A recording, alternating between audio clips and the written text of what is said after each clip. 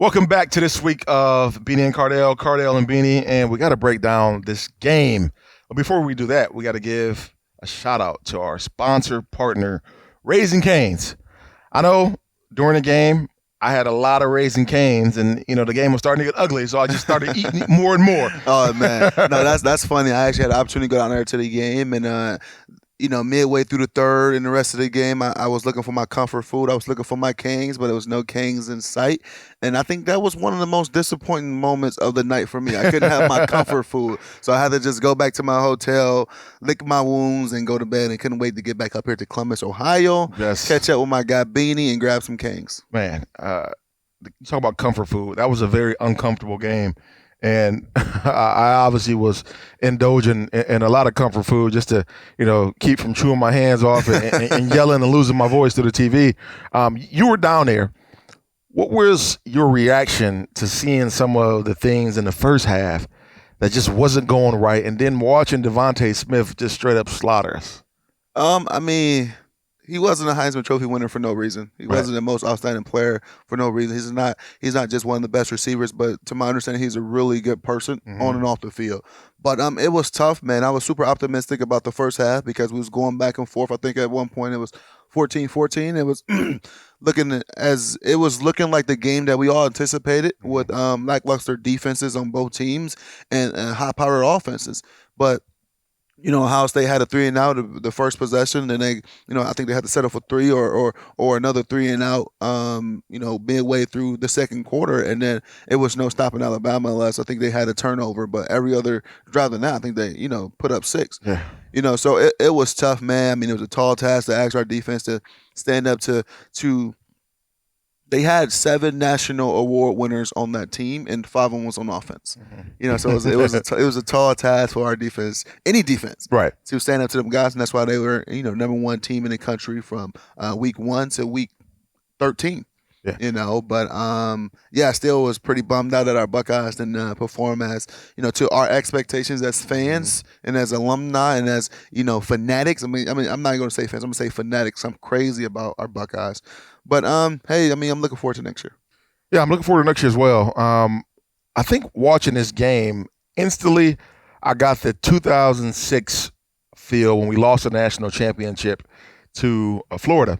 And reason being is because I remember Ted Ginn running down on the kickoff, Really? and scoring in the end zone and then breaking his leg, or breaking his foot. Yeah. And I got that feeling once I saw Trey Sermon go out the game. Really? I really got that feeling. That's so funny because someone said that to me, and I was just like, I remember I was out watching that game, but I just was like, come on, I'm not going to. No offense to Trey Sermon, had a hell of a way to end the season, but outside of, getting hurt. But I'm not going to compare his impact of the game to Ted Ginn Jr.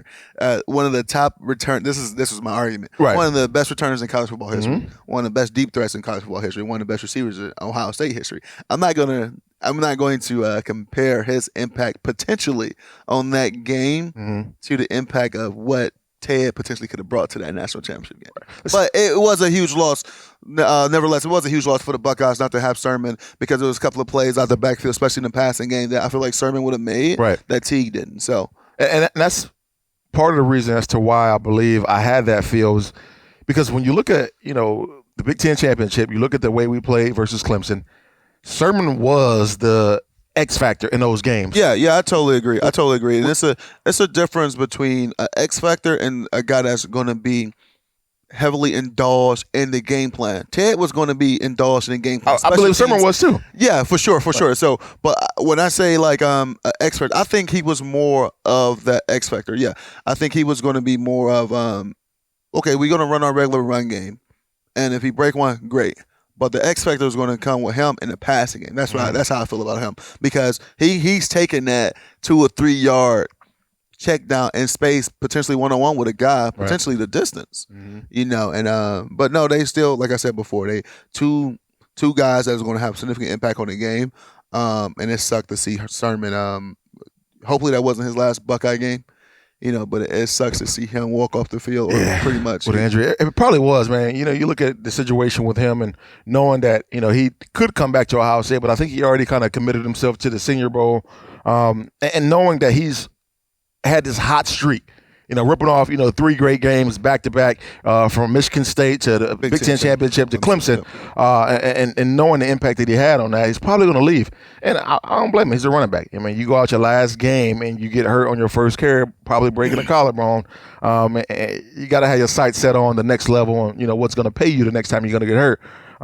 But diving into this football game, I mean, it was so many different areas to where I was not pleased, and especially knowing the magnitude of the moment. That's what it's about. It's understanding the magnitude of the moment as a football player. The real true dogs, the competitors, rise to the occasion. We had some guys rise to the occasion, but we had some guys not rise to the occasion, understanding the importance of this moment. And, man, I just wasn't pleased with our secondary as a whole. Yeah, and then we talked about this last week. What advice could we give the players and stuff like that? I mean, guys, there's no advice we can give you. This is the biggest game of your careers. Don't wake up Tuesday morning or go to bed, Monday night after the game with regrets. Right. I wish I would have did this. I wish just go out there and play, leave it all out there on the field. And I think to the most part, a lot of these guys did, but, it just didn't end up the way we wanted it to end up because that's another team. Guys were giving them the same speech. Right. Guys wanted just as bad and things like that. But as a whole, I wouldn't say I'm disappointed in anyone because these guys, both teams made it to this point for a it's reason. The biggest thing, for sure. Yeah, but I think I wish that we would play better in certain areas. Yeah, for sure. But golly, man, that was a tall task to ask. Our defense to maintain. I'm not gonna say stop. Stop. Maintain that high-powered Alabama offense. I don't think I've seen an offense like that from Alabama since I've been watching college football. Yeah, man. I hate pinpointing and singling out guys and this, that, and the third. But I think a lot of that game, from a defensive standpoint, I think that has to fall on the shoulders of the coaching staff, because I don't think we put our players in the best situation. There were so many times where you and I just talked about where, Steve Sarkisian is picking up whether they're doing zone or man coverage, and they're doing those short little motions with Devontae Smith just to figure out, okay, who's coming, and him not going all the way halfway, turn and go and run a quick fly out route. Exactly. And in those situations, you're not able to cover that. And in my mind, all I kept yelling at the TV was, okay, they're figuring out for zone and motion. Instead of having a guy go all the way across the field with him like you would in man, just bump over. Yeah. And that way the guy already has leverage on that side. And Banks was one of the guys trying to, shadow him across the field. But by the time the ball was snapped, he would be 2 steps behind. Yeah. And now Devontae Smith is out there in a situation to where he's going to success. Yeah, it's a double-edged sword when you look at it. I know exactly what you're talking about. But Smith scored on both ways. Smith scored on the one where he went in motion, he acted like he was coming back, then he sprinted. So Banks was trailing because if you remember maybe a play or a series or two before, Smith went in motion on a play and he stopped because he knew they was running over and he reversed back and he just dumped it. No one was open. Like, where you go? Because everybody thinking he's going to go over.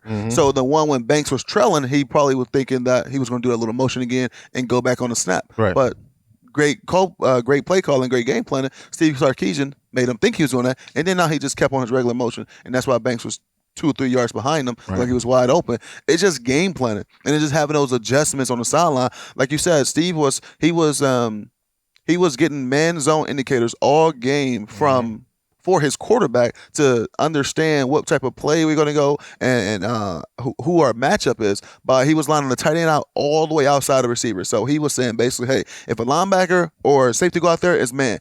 If they just bump the coverage, it's zone. Okay, let's bring them back in. Let's call the play accordingly. Same with the running back. Put the running back all the way out there. Okay, linebacker, safety go out there. Oh, it's man zone. If it's not, let's plan accordingly. And he just put their team in a really good position for success. I would have loved to see Coach Combs on Ohio State side of the ball make some adjustments to that and maybe trick them, and this is things that you do in the NFL. You'll throw a linebacker out there even though you're still playing zone. And because they don't have running backs or, to my understanding, the tight end to really be a one receiver out there that you feel bad with your linebacker guarding. He ain't about to run a go route on him. So some of the things like that, like I was screaming out there like, dude, just play the cat and mouse game. That's what it is. It's cat and mouse game. He's seeing what he's seeing in your hand. Now switch it up a little bit. So I would love to see better adjustments to put our guys in better positions.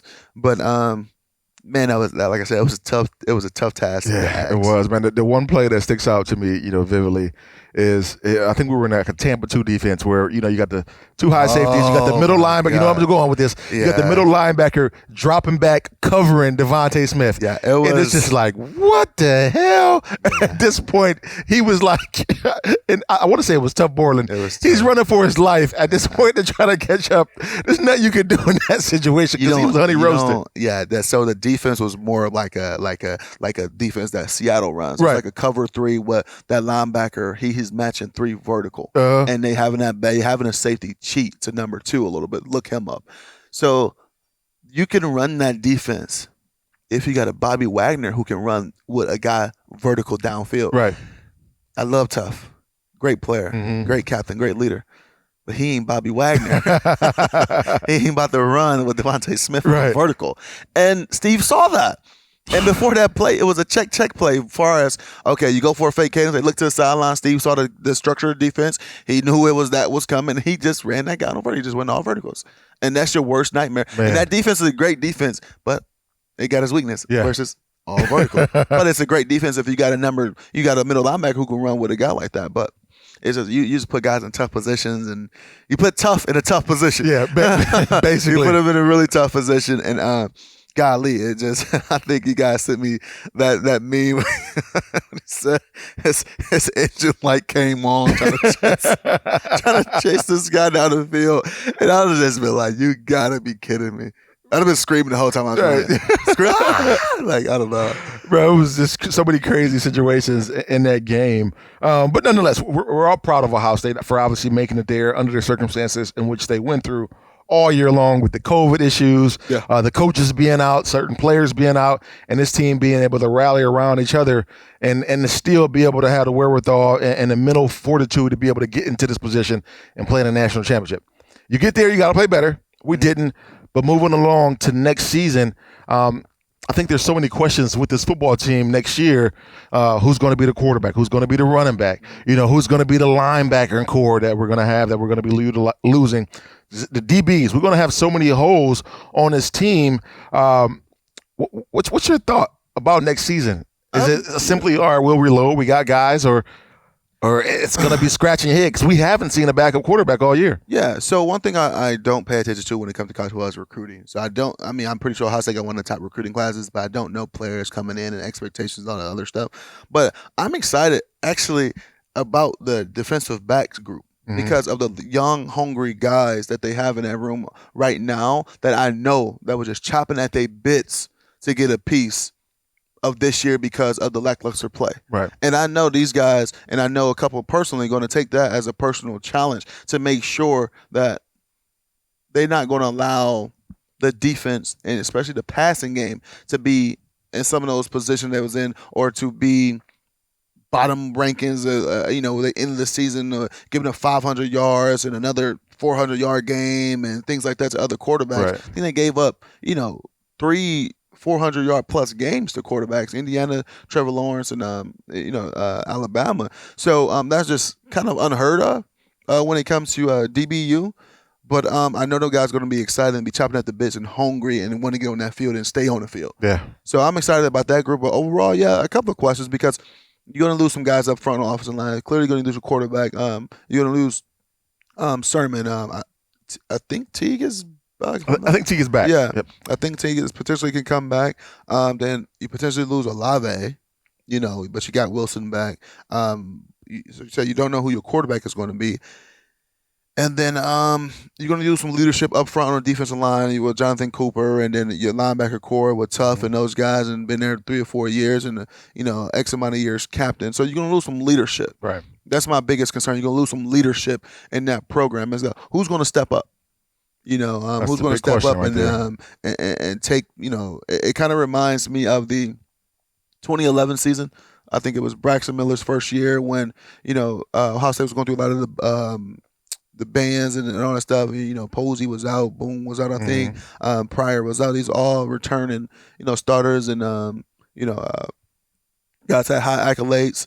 And you walked in to a program where you didn't know who to turn to Right. for leadership, and you didn't know who was the guy if you needed to play on offense and stuff like that. Right. Braxton was just a freshman coming out of high school, early enrollee, so it was just like, do we just we just put our team on this kid's back, see how far he can take us? But yeah, so that's what I'm kind of looking forward to. Who's going to step up and be that leader? And I'm really excited about the defensive back room. Yeah.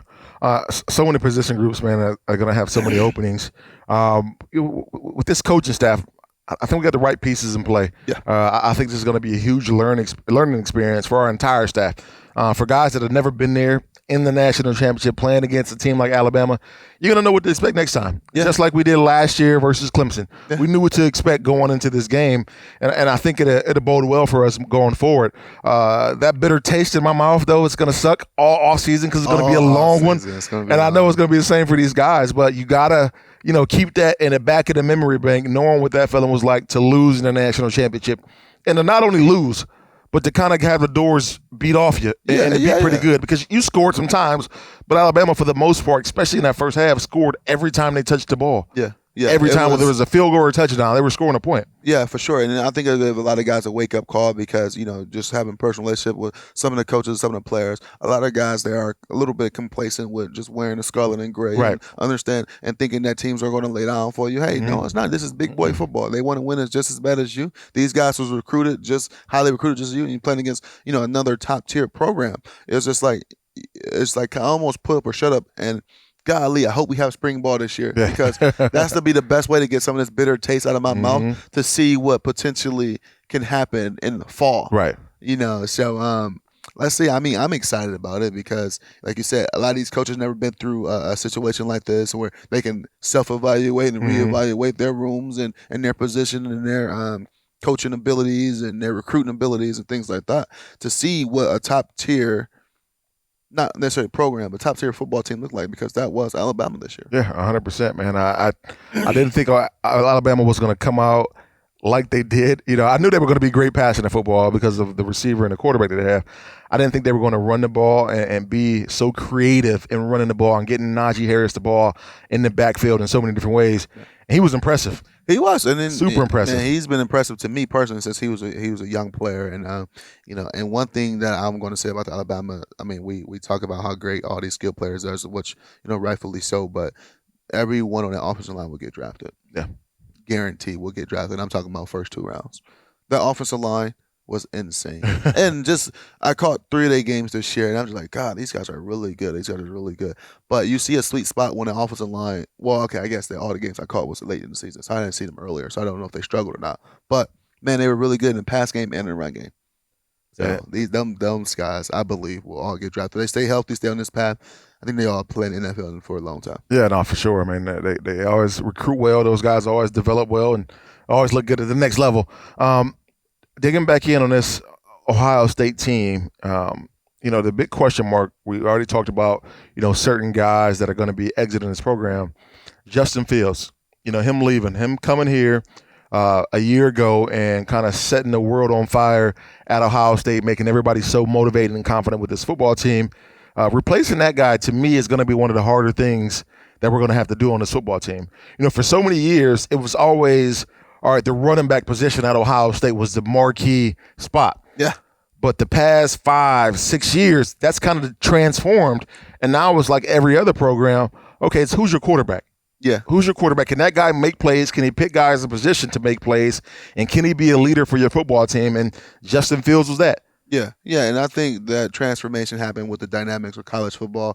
Everybody turned into more of a spread type of quarterback system where your quarterback got to get on the edge, quarterback got to be able to run, your quarterback got to be able to throw. So your quarterback is your driving factor of your program, your football team.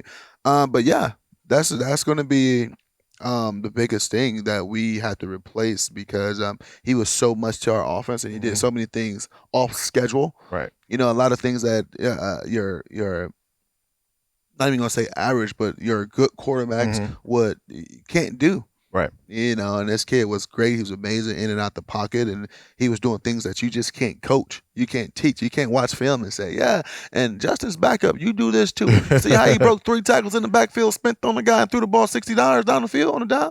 We're going to work that drill tomorrow. Right. you know what I'm saying? It don't happen like that. So you got to replace a Justin with another high caliber guy, and that's the standard though. Mm-hmm. He's raising that standard. He's raising that bar of what it takes or what it looked like to be a Ohio State quarterback. And if that next guy isn't ready for that, then it's going to just set the team and the program back. So it's a lot of work. It's a lot to be held and to be put on the quarterback battle going into the spring ball and going into the fall. How hurt do you think Justin was in that game? Because we didn't see him run the ball a whole lot, especially in the first half.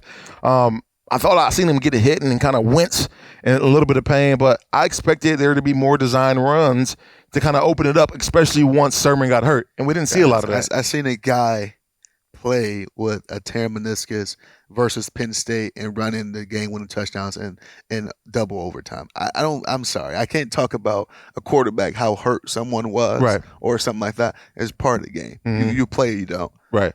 I mean, yeah, we got a limited play call because we don't want to, keep susceptible to injuries. Mm-hmm. But if you hurt, let's play. And if I'm hurt, back and play. No, we go call this game. 100%. Let's go. I seen JT Barrett, get, drop them off at getting knee surgery. What was it, 2016? Up after the team up north, tears meniscus, and then be ready for the Big Ten championship game 6 days later. Yeah, after surgery. Out of that. After surgery, I really, it's hard for me to talk about if I'm impressed with a guy's toughness or how hurt someone is or anything like that, especially dealing with the quarterback position. Right.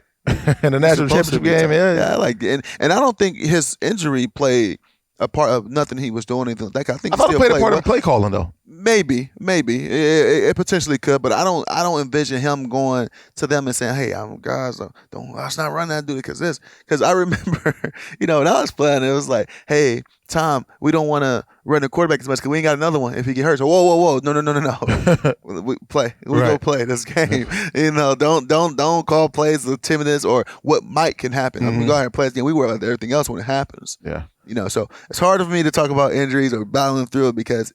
It's a given. It's football, especially in the national championship game. I mean, if you suit up, you got a lot of time to recover. Don't worry about it. You got to play. Yeah, Trey Sermon is a different situation. Your collarbone is broken. you got to leave the state. You got to go get surgery or something. But that's tough. Though. Yeah. All right, we're gonna take a quick break. Take a quick Raising Cane's break. Go get you guys something in your tummy because I am real quick. We'll be right back. If Raising Cane's secret cane sauce was the end zone, no one would ever lose a game. Crispy crinkle-cut fries, touchdown. Buttery Texas toast, touchdown. Hand-battered cooked-to-order chicken fingers, touchdown. Freshly made tea and lemonade, well, you get the point. Go for the win this game day with Cane's. Raising Cane's Chicken Fingers, proud sponsor of Ohio State Athletics. One love. All right, welcome back to the show. I have my quick Cane's break. Got a couple of those tenders up in me. We got some questions on Twitter. And first question is from a young lady, Megan Little. If Urban Meyer takes the Jacksonville Jaguars job, who does he take from OSU staff? And how does that affect the program and recruiting? That's a good question right there. Who would he take from the staff? Man. Yeah. I really don't know. Maybe, a guy like Ryan Stamper or something like that. Yeah. You take him and put him in the developmental role that they have in the league. He's from that Jacksonville area. Yep. So it would be kind of a home going for him. From a coaching standpoint, I look up and down the defense. I don't know that those guys I don't know that there's many NFL guys on our coaching staff outside of Ryan Day that will potentially leave. You can, say Mickey Marotti, would he go and take the NFL job? Yeah, I was thinking about that. That was a great question. Because, it's not like you have that much control in the league like you do in college. Yeah. So if you're not one of those coaches that's willing to relinquish some of that control and some of that, pound my chest, I'm the man, you got to listen to me, I don't know how successful you're going to be. So with those type of guys, I know Stamp would be a guy that could certainly do that. Mm-hmm. Marotti, I'm sure he would be able to do that as well. But would he want to? Yeah. Job security here is crazy. Yeah. One thing I know about Coach Mick is that he enjoys the offseason program when it comes to developing and bonding that team together. Mm-hmm. NFL is no such thing as oh, let's do this, let's make sure, because that's already expected. Right. So that summer, that winter to spring to summer programming, weight room program and strength and conditioning, 6-7 months to develop the team to get ready to hand the team off to the coaches for camp and get ready for this fall season. He loves that. And you don't do that in the NFL, Right. because majority of the offseason is spent on your own training with your trainers back wherever you at and things like that. So he will have only 10 weeks of OTAs with guys when you can really get after a little bit in the weight room. But other than that, it's kind of start tapering down. Right. You're not going that hard in camp, and let alone the season. Mm-hmm. So that would be a unique, new, and I would have to imagine strange way for him to go from a college program that he really helped build the team to an NFL program where you only really have 10 weeks dedicated to the guys. Right. But yeah, I can definitely see Coach Ryan Stamper. I call him Coach Stamper. Ryan Stamper did some type of developmental role, because that was the role he played, and that's the role he plays at Ohio State now. And but I don't know if he'd take any of the coaches that, just because I don't know his relationship with any of them. Right. When you go take a job, you go guys that you go get guys that and things like that. And I don't know how well he know these guys. So that's a good question. I don't know. Yeah, man. It'll be interesting to see what. I mean, I think Urban Meyer. The more and more I hear about that job opening, the more and more I hear about the lack of interviews that have went on for that Jacksonville Jaguar jobs, leads me to believe that Urban is probably coming out of retirement, is going to take that job, and it's going to be probably a hefty check and a lot of control that he has with that program there. Yeah. Say again? Oh, yeah. He better at least give me a workout. Right, no he better question. At least give me a workout. Got to get Cardale down there with him, man. He better at least give me a workout. It's going to be hell to pay. Our next question is coming from actually a Buckeye brother. Shouts out to Von Broadax. Hopefully I'm pronouncing that last name right. His question is, do you feel Kerry Combs is qualified to be the defensive coordinator at Ohio State, especially after looking at this year's overall results? I still think Coach Combs is qualified to be the coordinator there. It's a learning curve for him. I can imagine Coach Combs. Guys don't know about Coach Combs. Coach Combs is a very hands-on coach, and that's why he coached and developed 6, 7, 8 first-round DBs when he was at Ohio State, and that's why he have a great track record.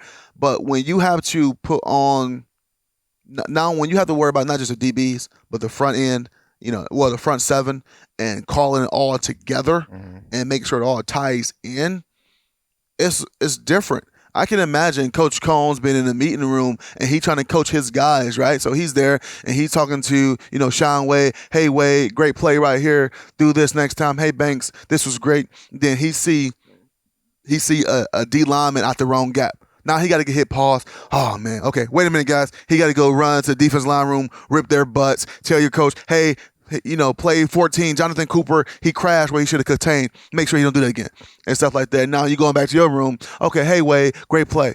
Oh, this was really good. Great tackle. Oh, now you see the linebacker in the wrong gap. Or he didn't buzz under, into the flats fast enough. Now it look like Sean Wade getting picked on. Oh, now he got to hit pause. Now he got to run to the linebacker room. Hey, tough. You got to get under there next time. Hey, Brian, that's you. This is your reason why this and this, that, and all this other stuff. So he's really good at compartmentalizing when he got his group of guys, but now he's coaching the whole defense.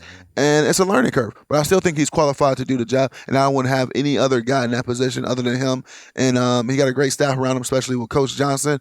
I can imagine Coach Johnson being some type of co-defense coordinator to help take some of that load off Coach Combs. Right. Because not because of the lack of production, just because I know how Coach Combs loved to be more hands-on with his guys. Right. Yeah, I mean, I think he's qualified, certainly. What was this year a learning curve? Were there issues? 100%. And I think that happens when you're a first-time coordinator and you're going into a new situation. And obviously we know he's been here at Ohio State, but going into, like Cardale said, controlling an entire defense and making sure guys are lined up and where they're supposed to be on a specific call is tough. And it's going to take some time to digest. Maybe next year comes a situation to where he does relinquish some of that duty and kind of, empower somebody else. And I'm sure, this year it wasn't all of him anyways. I just think, the defensive coordinator name being highlighted in bold, it makes you get the brunt of the bark when you're going through the issues. Exactly. That's how it is. Just like I always say, man, when you win or lose the game, the quarterbacks get too much blame when they lose and get too much hype when you win the game. Right. And it's just like that with coordinators and head coaches. 100%. No different, man. So, it's a deal where, had a couple bad games, and it's not all on the coaching staff. It's a collective effort. I think he'll be fine, as he goes along and as we adjust. Talking about Urban Meyer a little bit, do we think that Urban is, obviously we already talked about whether he's going to take the job, or I think he's going to take the job. Him taking that job, what do you think it looks like for Urban and for the Jacksonville Jaguars? Do you see a situation towards instant success, or do you think it's going to be, take some time to build? Well, one thing about coaches, new coaches, when they walk into a situation like this, of immediate, well, not immediate expectations, of almost rebuilding, he's going to have more leeway. He's going to. Right. That's why Hugh Jackson, former coach of the Browns, can go 1-31 in 2 years, because there was no real expectations on that team. He was trying to build something and then get fired, halfway through his third year. I think that'll be a situation like that with Coach Meyer. Not saying he's going to go, a horrible record, but he will have time to build where you don't see like a job like a Chargers, or a job like, Eagles, a job like, some of these other jobs. You walk into that thing, they got the pieces in place. We need you to win right now. Right. We need you to add your touch, your culture, your program to this right now, because we got the guys. I don't think that's like that right now in Jacksonville. And so if he inherited that program, they're gonna almost give him the keys to it. Right. And I can envision it, like I said before, being like a Bill O'Brien, where you walk into the head coach and pretty much a GM as well, so like a CEO of the organization type of role. If Jacksonville or any other team is willing to do that and give that to him, I think he has success in understanding that he's a great motivated, great teacher, and I think he at home in that, hey, this ain't no wake up, I'm taller. Right. This ain't no spring and no sugar on it. It's good to go. Right. This is a time. This is process, and organizations understand that. Yeah. Definitely, what some of these organizations going through kind of a rebuilding program, and pointing their programs and organizations, and I think that's what he has success at if that organization believes in his plan and believes in him, and that he can get it done in the next 2.5, 3 years. And I think Urban's system, his offensive system, I think that's what we're seeing the league go to now anyways. That kind of run, shoot, spread the ball out, get a quarterback that can be athletic and run type situation. I think he would be able to be successful in the league from an offensive standpoint. So it'll be interesting to see. It's going to be interesting to see, because I believe it's going to happen. I think the big question mark is, he's going to have that number 1 draft pick. Who is he taking? Is he taking Trevor Lawrence, or is he taking Justin Fields, or is he going far left and taking a kid out of North Dakota State who's the next Lamar Jackson? So, it's going to be real interesting to see how that situation plays out. And speaking of head coaching vacancies, there's always going to be rumors when you're an Ohio State coach. Always. For you to, take that next jump and go to the National Football League. I seen a tweet out there that said a hot name to keep an eye on for the Philadelphia Eagles is Ryan Day. Ryan Day coached there in 2015. Ryan Day, we all know, has came from the NFL. That is a situation that if you're a coach anywhere in college football, I know the security in college, you have to kind of, peek at a little bit, because that's a pretty girl on the side right there. If you're a coach at Ohio State, there's a lot of other pretty situations. That is certainly one of them. Yeah, for sure. And then you think about Coach Day and the success that he has with coaching quarterbacks. You go back to his first time here at Ohio State's first year with JT. JT had some of the best numbers he had in his career. Well, had career year.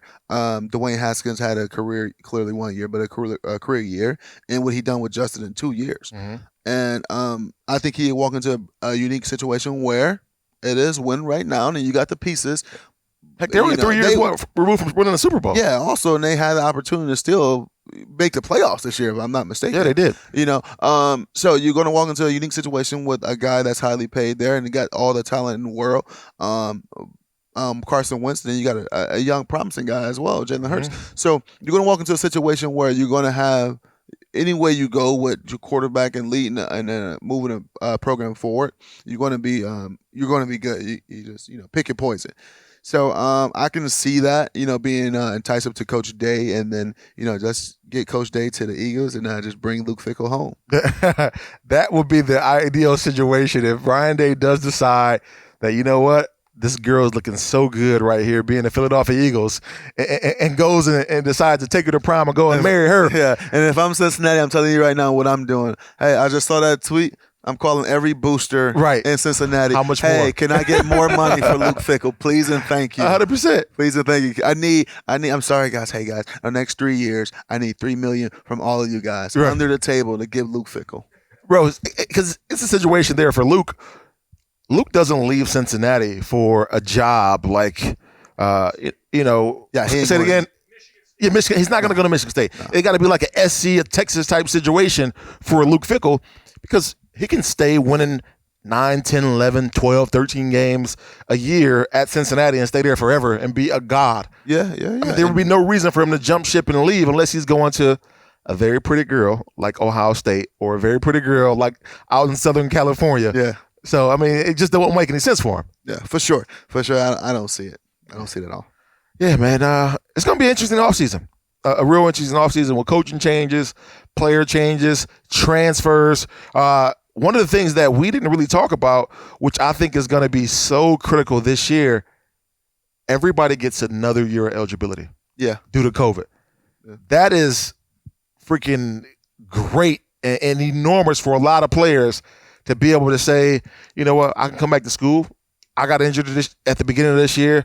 I know I was going to be a higher draft pick, but I need to come back and prove something. Now I can come back. Hell, Justin Fields, if he wanted to, he can come back anyways because he's leaving early. Yeah. And the fact that you get an additional year, same with Trey Sermon. So there are a lot of guys that are going to have tough decisions to make, whether they're going to jump ship or come back. But I love that NCAA implemented that all across sports. Everybody gets an additional year, or this year doesn't count against their eligibility. Yeah. It's how it's in the language. But it's gonna be interesting for coaches, players, and all. But again, congrats to our Buckeyes. You guys had a hell of a season, making it to the national championship. We know it's gonna be an even better one next year. We'll be back with you guys next week. That's a wrap this week on the show. Go Bucks. Go Bucks.